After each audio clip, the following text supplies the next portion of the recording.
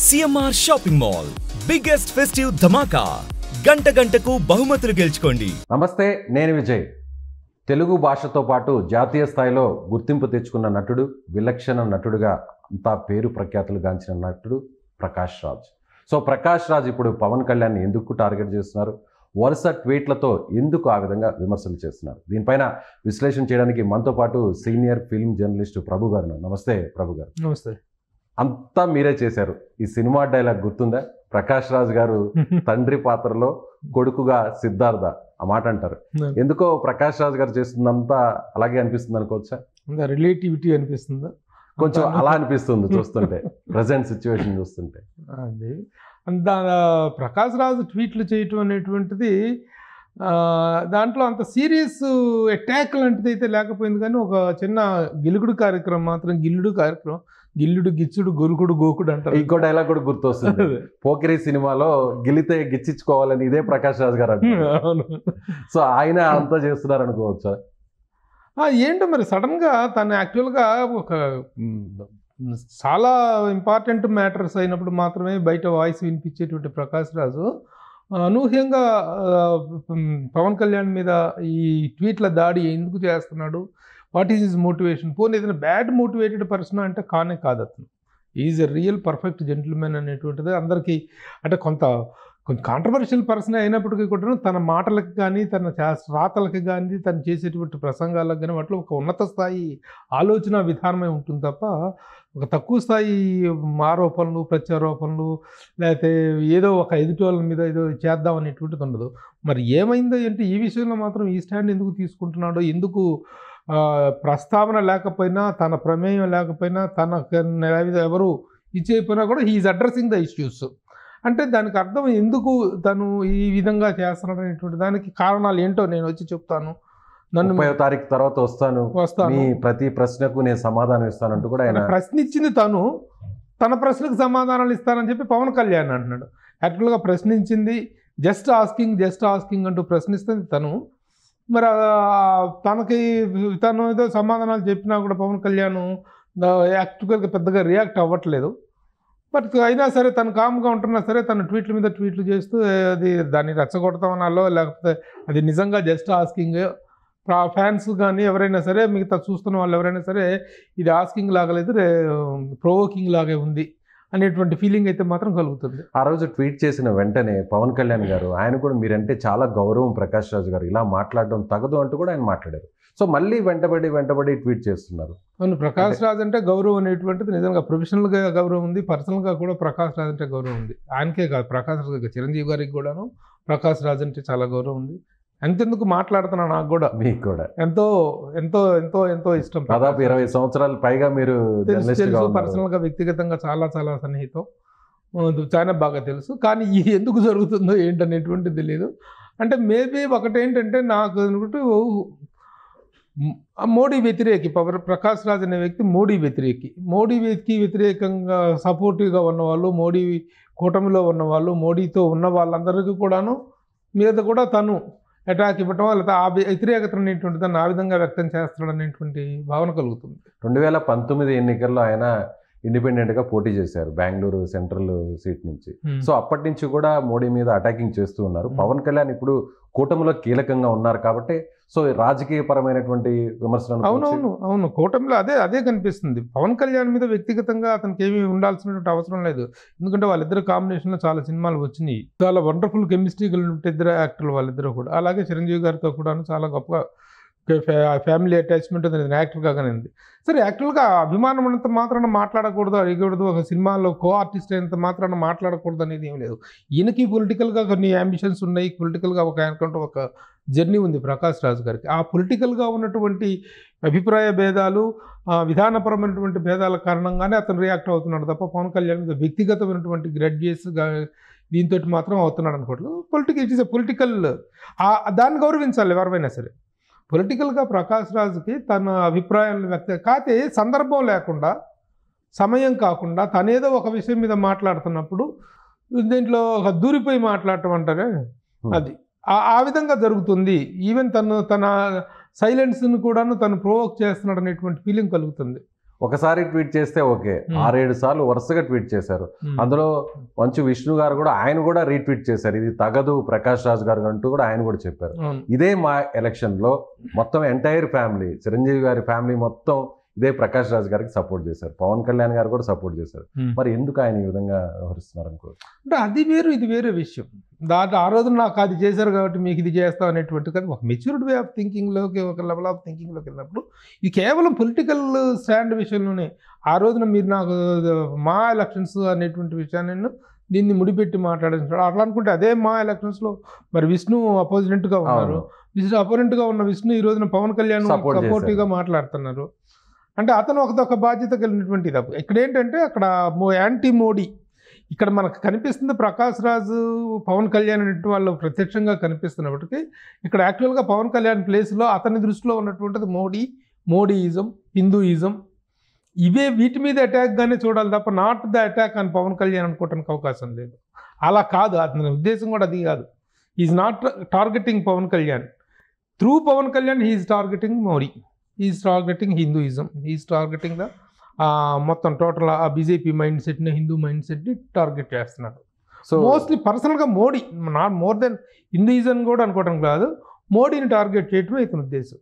So అలాగే ఒక ప్రమోషన్కి సంబంధించినటువంటి ఒక ఫంక్షన్లో కూడా హీరో కార్తీ, తమిళ హీరో కార్తీ కూడా ఈ లడ్డూ వ్యవహారంలో ఆయన చేసినటువంటి వ్యాఖ్యలను కూడా ఆయన క్షమాపణలు చెప్పారు. మళ్ళీ కూడా వారి బ్రదర్ సూర్య కూడా నేను కూడా క్షమాపణ చెప్తూ దీక్ష చేపడుతున్నా అంటూ కూడా చెప్పారు. కానీ ఇదే ప్రకాష్ రాజ్ గారు వాంటెడ్లీ ఈ ఇష్యూలో ఎందుకు అంత ఇన్వాల్వ్ అవుతారు? ఎస్, యాక్చువల్గా చాలా సున్నితమైనటువంటి విషయం. ఆ రోజున ఆ అమ్మాయి యాంకర్ లడ్డు అనేటువంటిది ఒక చిన్న చెలోక్తిగా మాట్లాడతామా, ఇప్పుడు ఈ లడ్డు కూడా వద్దులేమ్మా, ఇది సెన్సిటివ్ మ్యాటర్ అని చాలా చాలా హుందాగా చెప్పాడు కార్తీ. సరే, దాన్ని ఇప్పుడు ఇలాంటి సమయంలో దాన్ని ప్రస్తావన తేవద్దు మిత్రమా అన్నట్టుగానే కార్తీని పవన్ కళ్యాణ్ అన్నాడు తప్ప తనేమో నువ్వు తప్పు చేసావు, నువ్వు చేసావు అనేటువంటిది ఏమన్నా ఇలాంటి సెన్సిటివ్ మూమెంట్లో వాటి దాని మీద చలోక్తులు, దాని మీద జోకులు వేయొద్దు అనేటువంటి సెన్స్లో తను అన్నాడు. తను కూడా వెంటనే అయ్యో నిజమా అట్లా ఇది ఒక అన్నెసరీ షేప్ తీసుకుంటుందేమో, అన్నెసరీగా డైవర్ట్ అవుతుందేమో అన్నట్టు వెంటనే తను రియాక్ట్ అయ్యి సారీ చెప్పటం, అలాగే సూర్య కూడా దాన్ని తీసుకొని నేను చేసుకోవడం కూడా రియల్లీ వాళ్ళ రియాక్షన్ మాత్రం అద్భుతం. వాళ్ళ స్పందన అనేటువంటిది అన్నదమ్ములిద్దరు సూర్య కానీ కార్తీక్ కానీ వాళ్ళు రియాక్ట్ అయిన విధానం, ఒక పెద్ద కాంట్రవర్సీ అయ్యేటువంటి మ్యాటర్ని సింపుల్గా వాళ్ళు సమీక్ష చేసుకుని దాన్ని పోయి చెయ్యని తప్పుకు మీరు ఎందుకు క్షమాపణ చెప్తున్నారని చెప్పేసి మళ్ళీ వాళ్ళని రెచ్చగొట్టడం. ఏంటో ప్రకాష్ రాజు భయ్యాకి ఏమైందో బ్రదర్కి ఏదో కొంచెం తేడా కనిపిస్తుంది. అది ఎలాగంటే ఒక ప్రొవోకింగ్ ఇదిలాగా ఉంటుంది ఎవ్రీడే అతను ట్వీట్ చేయటం అనేటువంటిది. మరి రేపు వస్తా అన్నాడు, మరి 30వ తారీఖున వస్తున్నాడు, ఇవాళ ఆల్రెడీ 2వ తారీఖు. చూద్దాం, వీళ్ళు వెయిట్. పంగనామాలు ఎక్కువ కొంతమందికి, అదొకటి. సరే, మిగతా ట్వీట్లు అన్నీ కూడా సరదాగా ఉన్నాయి, వాళ్ళ స్థాయికి తగ్గట్టుగా ఉన్నాయి. చిన్న ఇప్పుడు మరీ చప్పగా కూడా ఉండడం అవసరం లేదు. చిన్న భక్తుడికి సంబోధించడం ఇది కొంచెం పంగనామాలు అనేటిది కొంచెం డిగ్రేడింగ్ అన్న కొంచెం షేమ్డ్గానే ఉంది. అది మరి దాని మీద వీళ్ళు ఎలా రియాక్ట్ అవుతారనేది చూడాలి. సో దీంట్లో బట్ ఏదైనా సరే అంత తీవ్ర స్థాయిలో దీన్ని తీసుకోదలుచుకోలేదు అనుకుంటున్నాను మెగా కాంపౌండ్ కానీ ఇటు పవన్ కళ్యాణ్ కానీ. సరే, లెట్ హిమ్ తన అభిప్రాయం తను చెప్పనివ్వండి అన్నట్టుగానే ఉన్నారు తప్ప దాని మీద ఏదో పెద్ద సీరియస్గా రియాక్ట్ అయ్యేటువంటి పరిస్థితి లేదు. ఎందుకంటే పర్సనల్గా తనతో ఉన్నటువంటి అటాచ్మెంట్, ఆ రెస్పెక్ట్ వేరు. సరే, ఓకే, తన అభిప్రాయం తను చెప్తున్నాడులే అనేటువంటిదే కనిపిస్తుంది. సో ప్రతి విషయంలో కూడా ఎక్కడ పవన్ కళ్యాణ్ గారి మీద ఎవరు ఎలాంటి విమర్శలు చేసిన ఇండస్ట్రీలో ముందుంటారు నాగబాబు గారు. ఆయన కూడా ట్వీట్లతో ఆయన కూడా విమర్శలు గుప్పిస్తుంటారు. సో మరి నాగబాబు గారు కూడా ఈ విషయంలో ఎందుకో ఆచితూచి వ్యవహరించాలని సైలెంట్గా ఉన్నారు. నాగబాబు గారు పెద్ద మనిషి అయిపోయారు ఈ మధ్య. నిన్న ఒక ఫంక్షన్లో కలవటం జరిగింది. వద్దు బాబు, మీకు మీడియా నమస్కారం బాబు అంటున్నాడు సరదాగా. ఎందుకు ఏముంది కాంట్రవర్సీ అంటే ఈ విషయంలో ఎక్కువగా అతను ఇంకా అవ్వట్లేదు. సీరియస్ మ్యాటర్ అయితే మాట్లాడతారు అతను, కానీ నిజంగా ఆ ఇంట్లో ఏదైనా ఇట్లాంటి జరిగితే ముందుగా రియాక్ట్ అయ్యేది నాగబాబు. ఆయన ఇంక మరి అంత పెద్ద సీరియస్గా తీసుకోలేదు దీన్ని ఎవరు కూడా, వాళ్ళ ఫ్యామిలీలో ఎవరు కూడాను దీన్ని అంత సీరియస్గా తీసుకోలేదు. ఆ సీరియస్గా తీసుకునేదాకా కూడాను ప్రకాష్ రాజ్ ట్వీట్స్ కంటిన్యూ చేస్తారేమో, we have to wait and see. So ఆయన అదే ట్వీట్లో కూడా ఒక మాట కూడా అన్నారు, ఎనఫ్ ఈస్ ఎనఫ్, అయిపోయింది ఏదో అయిపోయింది, విచారణ చేయండి, సో దీని మీద వెంటనే ఒక డెసిషన్కి రండి అంటూ కూడా ప్రకాష్ రాజ్ గారు చెప్పారు. అంటే ఒక రకంగా ఆయన ఇక్కడ ఫుల్ స్టాప్ పెట్టారనుకోవచ్చా, లేదంటే మళ్ళీ కూడా కంటిన్యూ అయ్యే అవకాశం ఉంది? మ్యాటర్ కోర్టులో ఉంది, దానికి సంబంధించిన ఒక enough is enough for this అనేటువంటిది ఆయన ఫుల్ స్టాప్ పెట్టినట్టుగానే అనుకుందాం మనం. ఇస్ మ్యాటర్ ఇదిలో అయింది కదా, ఈవెన్ దాని మీద విచారణ కూడా ఆగిపోవటం, సీట్ దాని దర్యాప్తును కూడా కొంతకాలం నిలిపేసి they are all waiting for the verdict of the court. కాబట్టి దాన్ని ప్రస్తుతానికి ఒక ఇదిలు పెట్టారేమో. సో అది ఫుల్ స్టాప్ పెట్టాడని అనుకుంటున్నాం. ఇనఫ్ ఈజ్ ఇనఫ్ అంటే అర్థం ఏంటంటే ఫుల్ స్టాప్ అనే అర్థం, I won't talk any more అనేటువంటిదే అర్థం. మరి చూద్దాం, మరి కోర్టు నేరుగా వచ్చి సమాధానం చెప్తా అన్నారు కదా ఆయన. నేరుగా వచ్చి సమాధానం చెప్తాన్నాడు. మరి ఈ లోపల ఫ్యాన్స్ వాళ్ళ జనాలు ఊరుకోరు కదా, పబ్లిక్ కూడా ఊరుకోరు కదా. చెప్తా ఉన్నావుగా, ఏం చెప్తావో చూద్దురా. ఇప్పుడు 3వ తారీఖున రాకపోతే తను 30వ తారీఖున వస్తాన్నాడు. మరి ఇంకా రాకపోతే ఏంటి?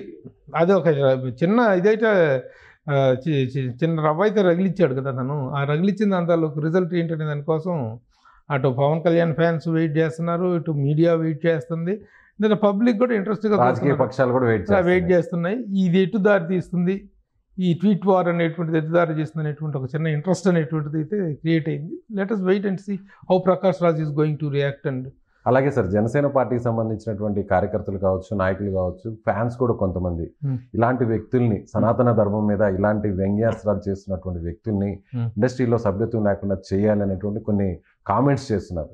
నిజంగా ఆ పరిస్థితి ఉండే అవకాశం ఉందంటారా? అది ఇంపాసిబుల్. సనాతన ధర్మం అనేటువంటిది ఒక గొప్ప కాన్సెప్ట్. అది ఎవరి విశ్వాసానికి సంబంధించినటువంటి విషయం. దాన్ని పోయి ఇండస్ట్రీకి ముడిపెట్టడం అనేది ఇండస్ట్రీకి ముడిపెడతాం కదా. ఇండస్ట్రీ అనేటువంటిది కానీ, industry concept is very big. Industry కానీ, ఇండస్ట్రీలో జరిగేటువంటి విషయాలు కానీ, లేకపోతే అది ఒక different issue. It cannot be attributed to film industry. ఇండస్ట్రీలో లేకుండా చేయాలని ఏ వ్యక్తిని ఎవరు ఎక్కడా లేకుండా చేయలేరు, చేయకూడదు. ఆ ప్రయత్నాలు కరెక్ట్ కాదు. ఎక్కడైనా అభిప్రాయ భేదాలు వస్తే అభిప్రాయ భేదాలు అంతవరకు ఖండించుకోవాలి, కానీ కాళ్ళు నరుక్కోవటం, చేతులు నరుక్కోవటం, నరుక్కోవటం కాదు కదా. అలాంటి చర్య ఇది. అంత తీవ్రస్థాయి మ్యాటర్ కాదు ఇది. సో ఎంటైర్ ఎపిసోడ్లో ఎవరిది పొరపాటు, తప్పు కావచ్చు, పొరపాటు కావచ్చు, ఎవరిది ఎక్కువ శాతం ఉందంటారు? తప్పు పొరపాటు అనేటువంటి ఒక జడ్జిమెంటల్గా మనం మాట్లాడటం కాదు, కానీ ఫస్ట్ ట్వీట్లో ఇది స్టార్ట్ చేసింది Prakash Raj.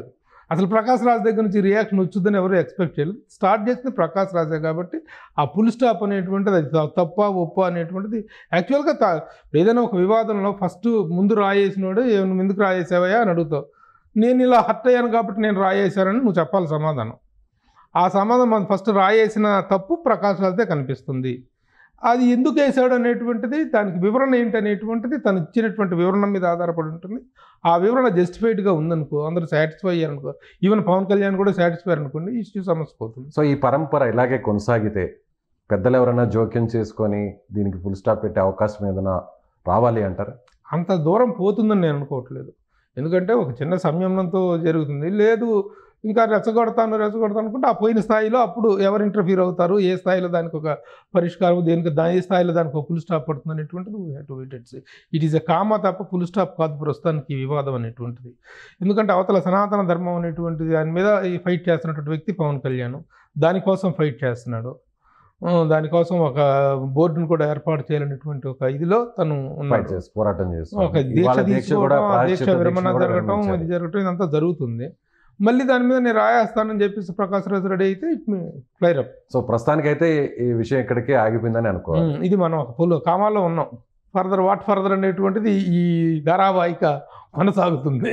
Right sir, thank you so much. ఇది ప్రభు గారు చెప్తున్న దాని ప్రకారం ఖచ్చితంగా రాజకీయపరమైన భేదాలు ఉన్నప్పటికీ సినీ ఇండస్ట్రీకి దీన్ని ముడిపెట్టడం సరికాదు. ముఖ్యంగా ఈ విషయంలో, ఈ వ్యవహారంలో ఒక రకంగా ఇంత వివాదం కావడానికి ఒక రకంగా అగ్గిని రాజేసింది ప్రకాష్ రాజ్ గారని చెప్తున్నారు. Thank you so much. Suman టీవీలో మీ పర్సనల్ అండ్ బిజినెస్ ప్రమోషన్స్ కోసం కింది నెంబర్కి కాంటాక్ట్ చేయండి.